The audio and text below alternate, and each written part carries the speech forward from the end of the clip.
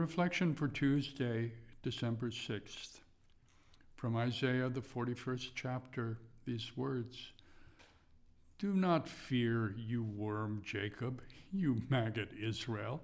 I will help you, says the Lord. Your Redeemer is the Holy One of Israel. I will open rivers on the bare heights and fountains in the midst of the valleys. I will make the wilderness a pool of water and the dry land springs of water. I will put in the wilderness the cedar, the acacia, the myrtle, and the olive. I will set in the desert the cypress, the plane, and the pine together." For reflection.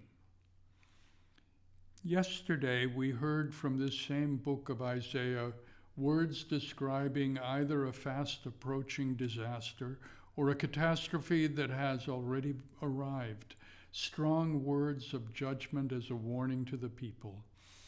But now, just a few chapters later, a later prophet, whom we also call Isaiah, has announced that the time of humiliation and exile is ending, and the people will be going home again.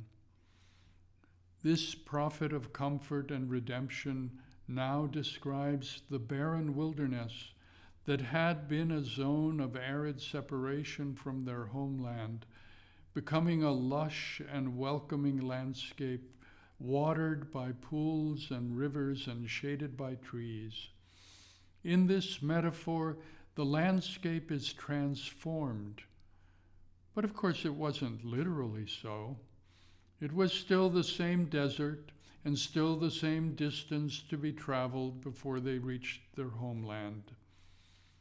The prophet's vision, however, sees it transformed, because now it is no longer an imprisoning barrier, but an opened road back home. In thinking about this metaphor, I come to think also of the way in which the New Testament sometimes speaks of our salvation with the image that we have been transferred from one place to another, picked up and moved into a new reality. We have been transferred from the realm of darkness into the kingdom of Jesus, it says. And elsewhere, we have the image of living in a house where sin enslaves us. But then that house turns out to be God's house and a place of our freedom and belonging. We inhabit the same world and the same lives, but they are no longer the same. We see them differently, and so they are transformed for us.